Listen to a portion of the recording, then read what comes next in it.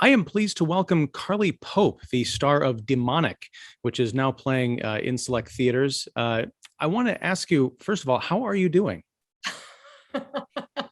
You mean after the trauma of filming this film? Yeah, yeah. No, I'm doing great. I'm doing great. There's a lot going on in the world right now. There's a lot happening all over the place, and it's easy to feel a lot right now. But given that, I feel happy to be presently in my own house, sleeping in my own bed, with my dog wagging her tail, and the plants thriving and the sun shining, and I can't complain. I feel very, very, very, very lucky and very thrilled to be able to create entertainment, to be perfectly honest, especially when in these hard times when everything's going on. It's nice to be able to kind of escape into the world of entertainment. Yes, and I'm also glad to hear that you're doing okay, considering what your character goes through in this movie. You play Carly, Yeah. a woman who must visit a virtual world in order to communicate with her estranged mother, who has fallen into a coma. Without giving everything away, there, as the title suggests, there may be malevolent forces at work, perhaps not even those limited to the ones implied by the title. Tell me about your first impressions when reading the script for Demonic by Neill Blomkamp. And was it strange reading about a character named Carly going through all of this stuff? Well, so a little bit of insight into that is that when this first came up, Neill had emailed me and said, I want to do a low budget horror film that's maybe in the realm of like a Blair Witch or Paranormal Activity, like a found footage kind of low budget thing. Would you be down? And I just thought, like, yeah, sure. Like that sounds great. Like who wouldn't say yes to that, right? But there was not a lot to go on. And that was in January of 2020. And Neill had other projects on the go. So Neill had other things that were going to happen first. So I didn't know if and when this were ever to eventuate, but I just wanted to convey that, of course, I was keen. So then in March 2020, when the world shut down, that's when, and Neill's other projects got postponed, that's when he was sort of like, hey, I'm going to circle back on this. Like, I really want to shoot this now that the world's telling us we can't. So at that point, there was still no script at that point. But it was, it had transitioned from the kind of found footage element to, I'm actually going to write a script. I'm actually going to, so, and then I think the first script came in maybe in April, and the script was, there were lots of different, they were kind of like all spiritual cousins of one another. Like they were, like each incarnation was in the same realm, but a little bit different, mainly with just the conceit, the main conceit and the construct. But eventually the script that we now have and see on screen is what came through. And I really appreciated, first and foremost, the fact that it was a mother-daughter relationship drama at the core of it. Like that was a very interesting idea to me, to be set in this world of horror, and also the world of like sci-fi and technology, innovative technology that allows us to reach someone in our lives. And to me, the parental, the parent-child bond was something that I felt was a profound backdrop for the story. Now, I want to talk a bit about, we'll get back to the themes in a minute, but filming during a pandemic. Yeah. Did you have any reservations when he said, okay, everything's been shut down, but we're going to go make this thing? Did you have any reservations? Were there any challenges in getting, people together? I know other people were coordinating your time and, like your movements Sure. to get to locations and stuff. But what was that like? Just saying everything is shut down, but we're going to build something new. Well, I mean, first and foremost, yeah, like I live in Los Angeles, and we were shooting in Canada. So first and foremost, the big hurdle was like, can I cross the border? Because at that point, you know, like everything was very unclear Right. about how travel was going to work and how, you know, movement was being restricted in general. So that was sort of the big hurdle. But once that was cleared up, so we had pushed. We originally, I think, we're trying to shoot in like May, even like very early on, and then it had to push because we couldn't get everybody together. And also there were also, you know, protocols that had to be put in place that were not yet even really devised. Right. And so all of those things, it was very new, and it was like, to me, I was just like, hey, it's above my pay grade. If you guys figure it out, just know that I am 1,000% in. I just don't know how we're going to do it. But if you can figure it out, and I trust that you can, then just know that I'm there and I'm in. So there was that. In terms of like the actual like filming, we had a really small cast and a really small crew, and we were shooting in Penticton and Kamloops, which are pretty low-key small towns in British Columbia, in the interior of British Columbia. And so we were already kind of safeguarded by just the size of the production. And also there was not a lot of COVID in those said areas that we were shooting in. Like they were sort of, you know, outskirts. So there wasn't that much, you know, it wasn't so virulent in those parts, which was a nice protection as well. And then beyond that, like little things, like we all had rental cars because we had to self-drive, because that was safer than driving all as a group, for instance. So there were little details that kind of kept popping up that reminded us that, hey, we're in a pandemic, we need to take this seriously, but also we're taking care of you and we're keeping you safe. So that's kind of like the practical side of it. And then in terms of the script, there was really, you know, there wasn't that much that there was no intimacy in the film. There was no, you know, there was hardly any physical proximity, except for some of the more action laden stuff later in the film. So there was never even really that fear of like exposure to anything, you know, like we were safe, I guess is to sum it up. Like we were safe. I felt really safe. We had protocols on set of, you know, of mask wearing, of course, and we had hand sanitizing stations, and we had little debriefs, pre-briefs and debriefs, and all the rest. And it felt really good. But the interesting bit to me too was that like I went on to do a couple episodes of The Good Doctor right afterward, and that was pandemic shot and also pandemic set. So there was a lot more kind of like awareness and business and focus on coronavirus, you know. Sure. Whereas with Demonic, what was so beautiful about it was that it was like, yes, we were pandemic shot, but we were definitely not pandemic set. And it was sort of a nice reprieve and a nice escape.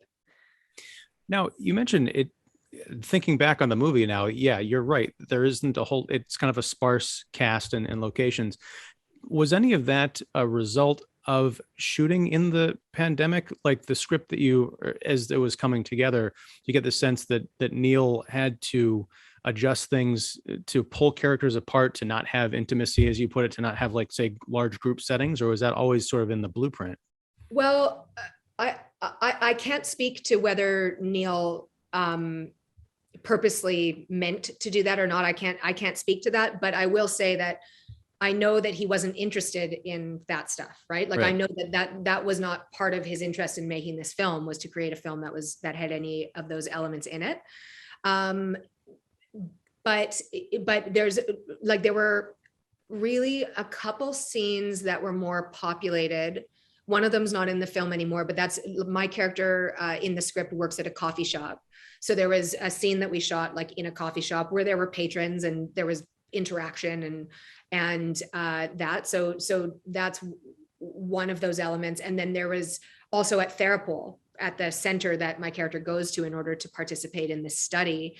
That's also, a place in a building that has people working in it. But that said too, it was sort of by design meant to be a little bit odd and unpopulated. So it wasn't really there. But I think mainly, to answer your question more succinctly, I think mainly it was like, how do we get a movie shot during this time? And the best way to do that is create a, minimal footprint, right? Like the best way to do that is have not too many people to have to organize, not have too many cooks in the kitchen, not have too many, background performers or locations that require a lot of stuff, keep it small.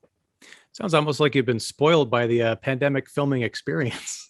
Honestly, I can't tell you how much fun it was and what a nice change of pace it was to get out of the lockdown, curfewed, very, very kind of humdrum, monotone, every day looks the same. Yeah.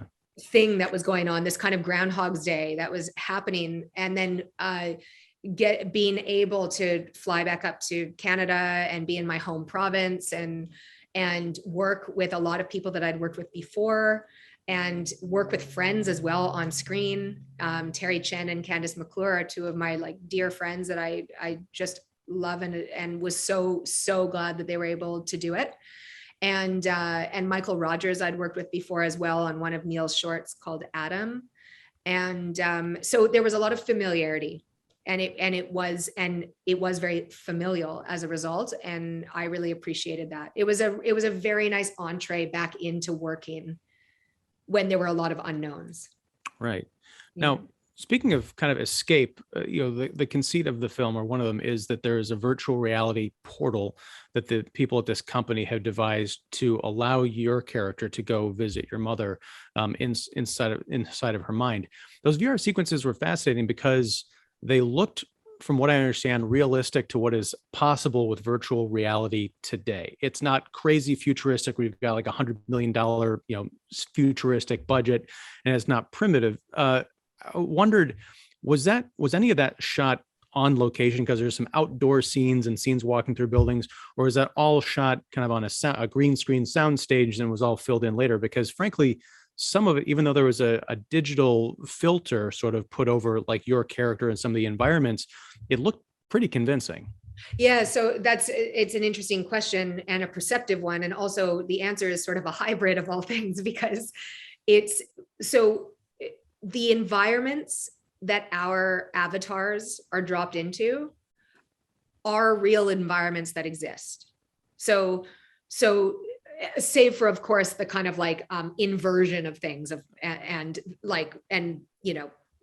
broken staircases and things like that. Those were sort of digitally enhanced and changed for effect. But the actual physical environments that we were in are real live houses and places that we were able to tour and get a sense of and understand the geography of before having to do the actual capture, which was done on a soundstage and in this kind of very, very synthetic or inorganic environment.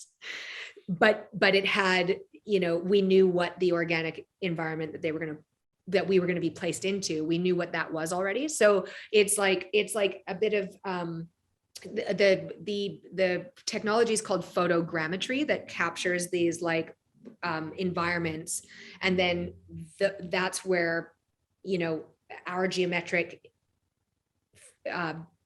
shape is placed into so it's photoreal.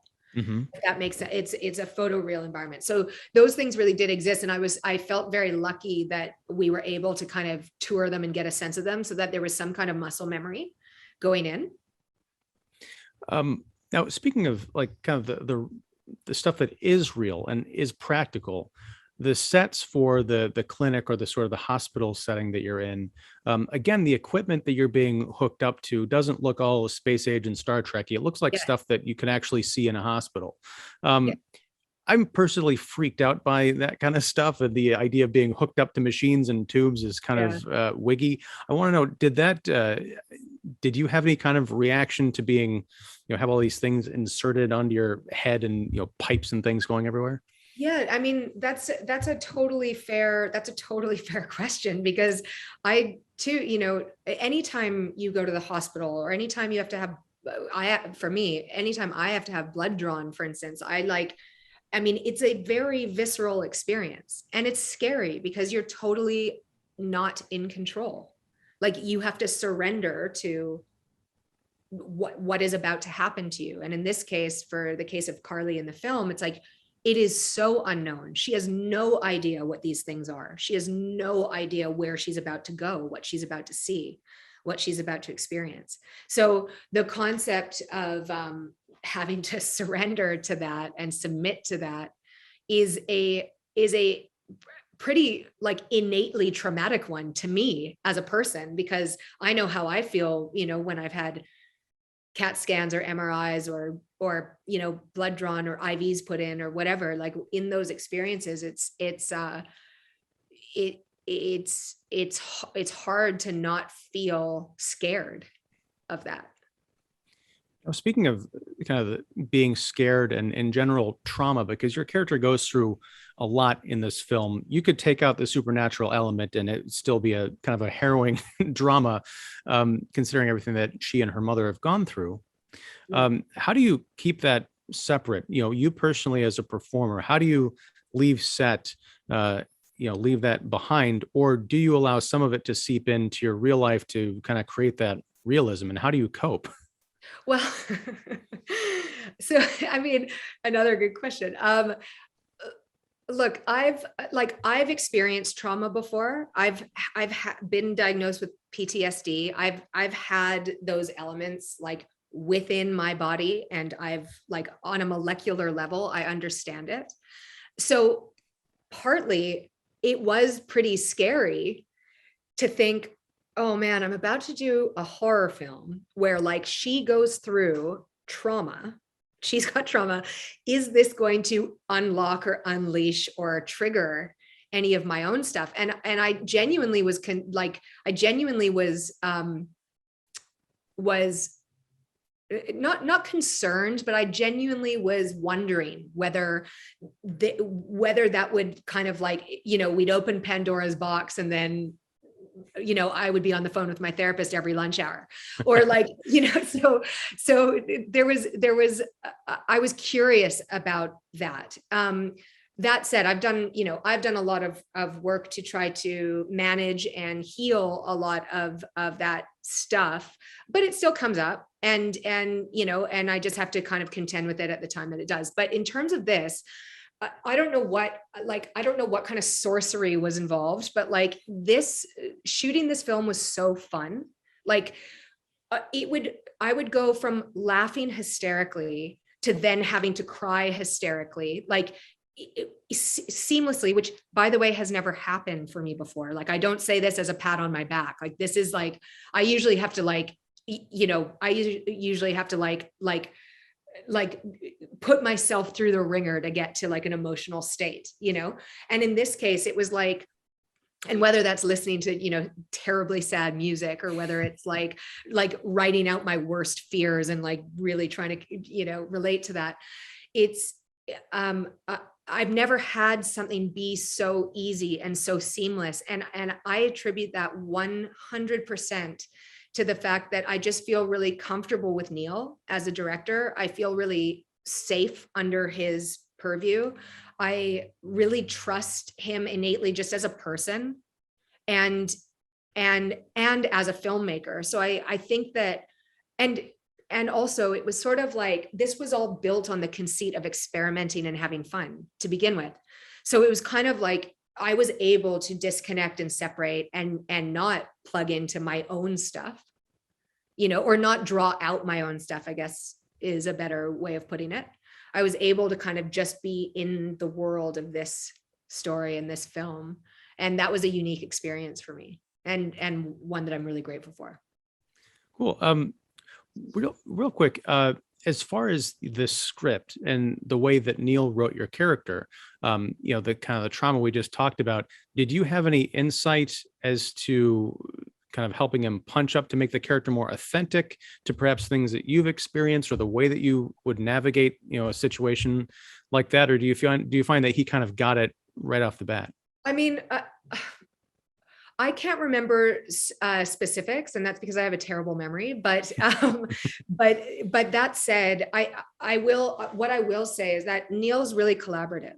So, and I feel very comfortable talking to him about ideas or choices or changes, and he's super open to that process, and he's really good at having like a strong vision of what he wants to make. So if those concerns or changes or questions would come up, he was really generous with considering them and then figuring out if that would work for the conceit of the story. I can't really give you like anecdotal evidence of that because I can't remember, but I know that I never had any doubts that I couldn't come to him and say like, hey, what do you think about this? Or do you think this might work better? Or, how should we play this scene? And tonally too, like that's the other side of it is I didn't want her to just be like sad and scared the whole time. Like, yes, there's a lot of that going on, of course. And the story lends itself to that. But I also did want to show us strength in her that was relatable or realistic, that didn't feel, unnaturally heroic. It's just sort of like she found her strength by virtue of connecting and by being vulnerable. And I thought that was kind of an interesting beat to play, that like she became stronger by actually allowing herself to be softer. I like that. The last what I want to end on is demonic, unlike a lot of horror films, doesn't end, and I'm not spoiling anything, I don't think, with a big like there's a sequel coming or the monster comes out of the grave. But it does feel like there are elements that are teased in the story that could be expanded upon. Do you think Carly's story is over, or has it just begun? I mean, look, I think Carly's story could go a lot of different ways, but we definitely, one thing that she's kept herself far away from is family when we meet her, right? And she kind of goes toward it. So it's interesting to see like where her story could move beyond that. But I think that would be a whole different genre altogether. Or maybe not, but. Excellent. Well, thank you very much for taking the time to talk with me. I thought the movie was really cool. And I've been a big fan of yours since Popular. I was a Popular fan. So.